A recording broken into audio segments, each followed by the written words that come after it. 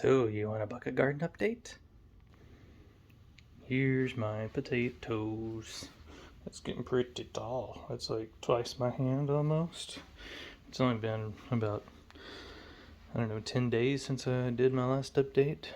So, yeah, look at all them taters. Here's a sweet potato, my carrots, and look at all these beautiful tomatoes that are on this. And it's all the way to the ceiling. I really need to set these on the ground. That one's got several tomatoes on it too, all the ways to the ceiling. And of course, here's some cute little succulents, because they're basically impossible to die.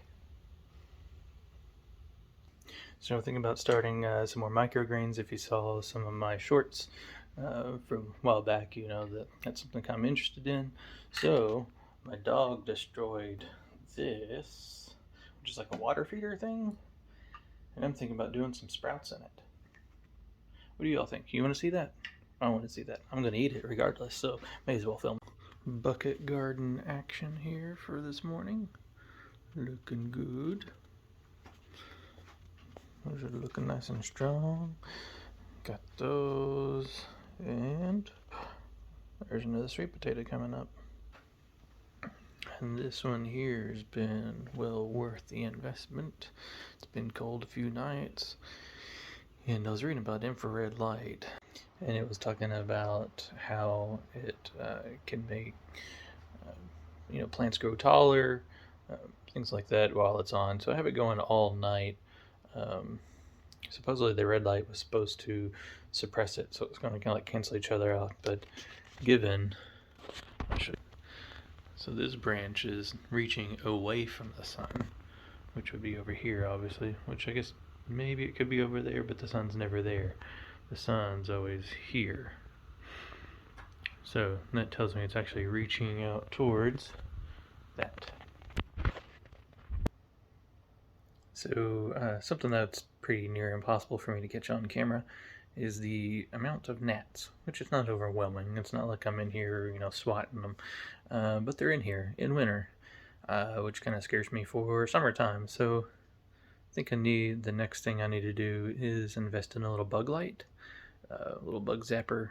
I've seen some small ones that'll it's like a light bulb actually that'll fit in a regular light socket. So I may actually look at getting those pretty cheap, see if they're actually effective or not, because having one of those giant ones just seems to be a little overkill for the small amount of gnats that are in here. So if you've ever tried one of those little ones, little light bulb style versions, let me know, and so I don't waste my money on that. Any other suggestions on how to control gnats? Also leave that in the comment section, so I've got something to work with. So since it's raining so much, it's going to be a microgreen kind of day. So technically what I'm doing is a shoot, not a microgreen, but it's like a microgreen. Microgreen squared. So to do that, I already showed you this big water jug that was, the base was destroyed by the dogs. I took the lid off because it wasn't going to be good for this. So essentially all I'm going to do is put that over top. Coincidentally, this is just a regular mouth lid, and so it actually just screws right on top. So I'm going to do that. And here's a package of the microgreens I'm going to do. Some fire spinach. So here's a hot tip for you. This time of year, you can sometimes find out like Tractor Supply and some other places. They'll have excess seeds left over. You can get this whole pack for about 50 cents, which is a lot cheaper than the $5 Kroger version of sprouts or microgreens. So I'm just going to dump this whole package in.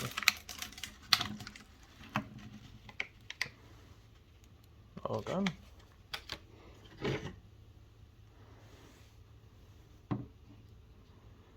Pour some water in.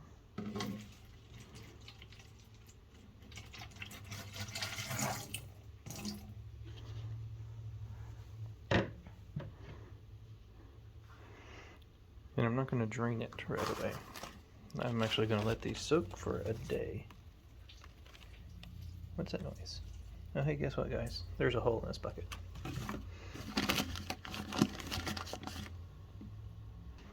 Alright, so masking tape to the rescue. Turns out the whole bottom had several holes in it. I should have looked at that better. Alright, so back goes in, more water. And I'm using filtered water too, by the way, just because our water here tends to have a lot of bleach in it. It smells like a swimming pool. Alright, so I put the coffee filter on. You don't have to wet it. Mine just got wet sitting there, but it does go across much easier, but it'll probably tear a lot easier too. So I'm just going to put that ring on.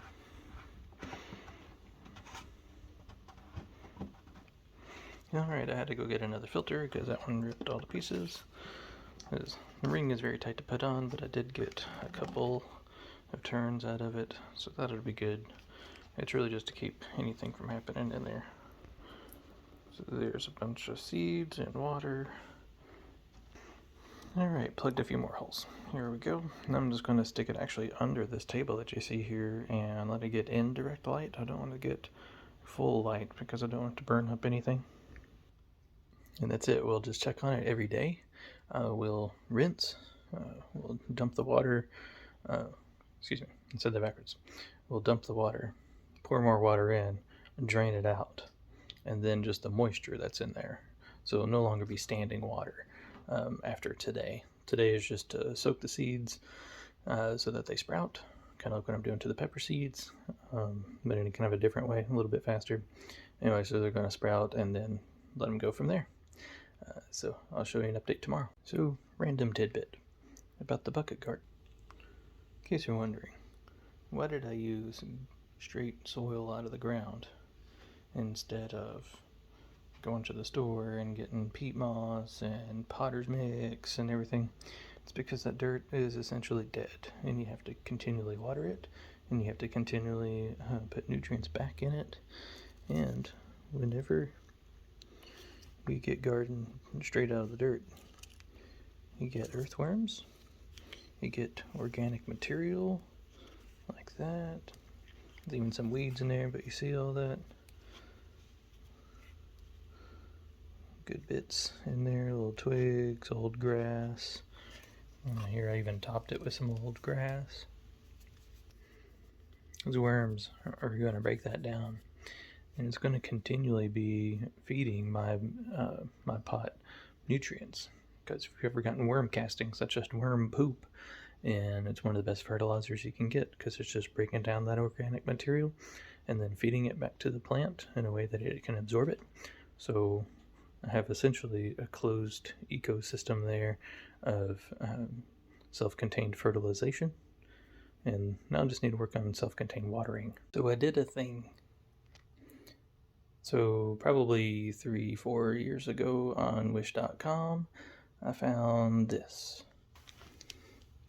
It's a drip irrigation system, because I've been wanting to do this indoor garden for a while. Anyway, so it comes with a little water pump, and then all the little adapters to make your own drip irrigation system. Now I'm doing a little bit different. This has it straight out of the tap. I will not be doing that. I'm actually going to have it to be pumping out of a bucket of water. So let's see if I can make it. Alright, so the little pump is a 12 volt, 300 milliamp pump. I don't have anything to match that at the moment, but it should run off a 9 volt battery. Close enough. Let's see if it will.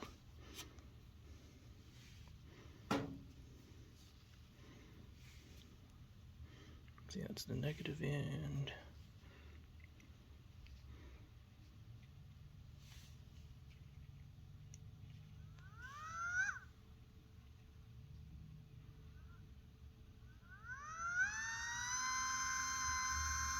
It works.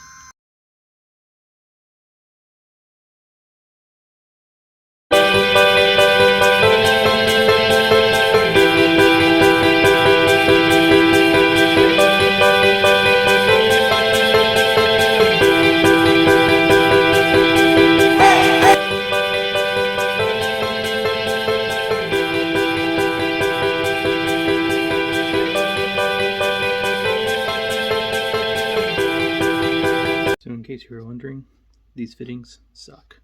So I'm going to have to maybe get a heat gun or a 3D printed 3D printer gun and shoot some plastic around that maybe or something, but that is garbage. It will not stay on and I don't want to come home to a mess. Alright, so a little lighter was the trick. Just heated it and pushed it on, and I don't think that's going to go anywhere, but I'm going to give it another little quick heat treat and here on the back end too, so that it kind of suctions.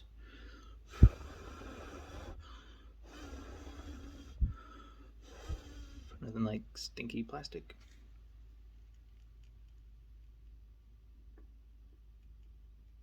That's going to hold. Alright, so I did my little heat treatment on my first joint here, and that's looking pretty good. That shouldn't leak. Doesn't pull apart, at least not easily. There's my little stem. And I've got 1, 2, 3, 4 more to do. My first one down in there with the little stems and the holders. They're these, which I think were technically designed to hold that on, and I just don't think that would cut it. So I'm glad I figured out the heat treatment. Anyway, so it just kind of stays up, dangles like that. I could put another one on this if I wanted to put it over a certain area, but I want this whole bucket to get soaked, so that's what I'm gonna do.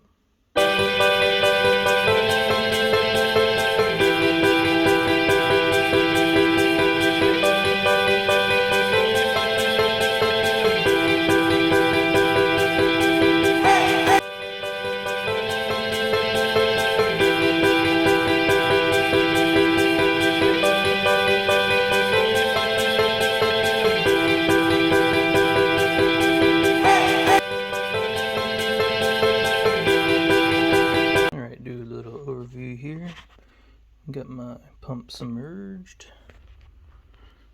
Comes out to the first one, goes around to the carrots, down the tomato, to the other tomato, to the potato, and then back into the reservoir.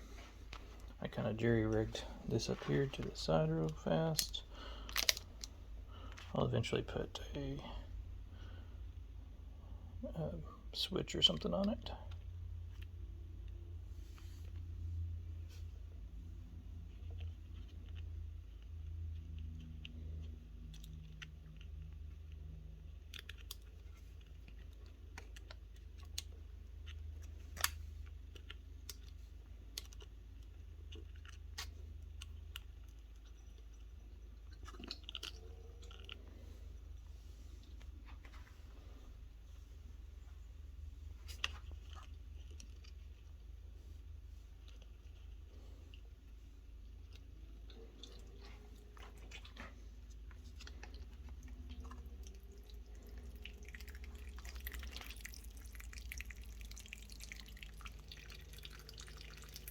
Need to turn that one down a little bit. That is wide open throttle.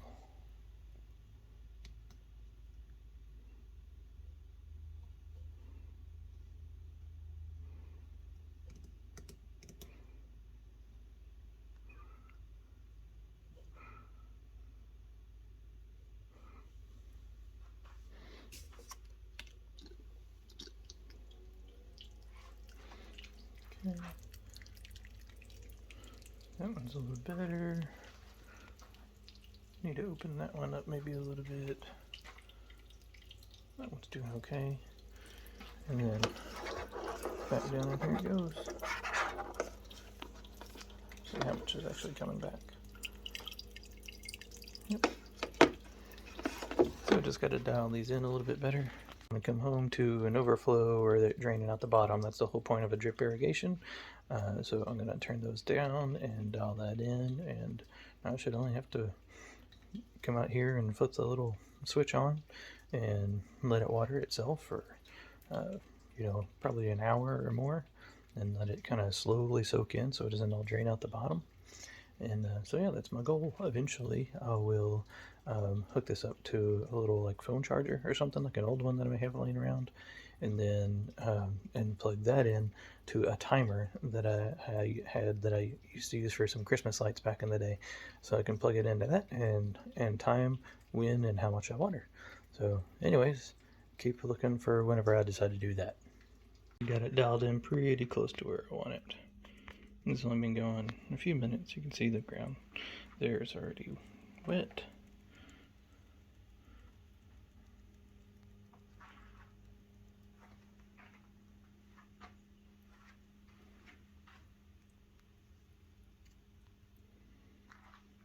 So there we go. Just showing you a pretty quick how-to on something I purchased like 6 years ago to do, and I'm just glad that it actually worked. So yeah, it was something I got off Wish, like I said, about 4 or 5, maybe even 6 years ago now. I don't quite remember.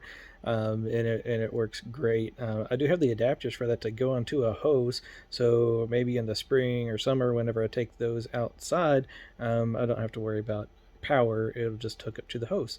So that's pretty neat. Anyways, if there's something I've done wrong or something that you suggest I could do a little bit better, leave that in the comments. I'm always open to more ideas. So, anyways, thanks for watching. This is Rob with Recycled Life.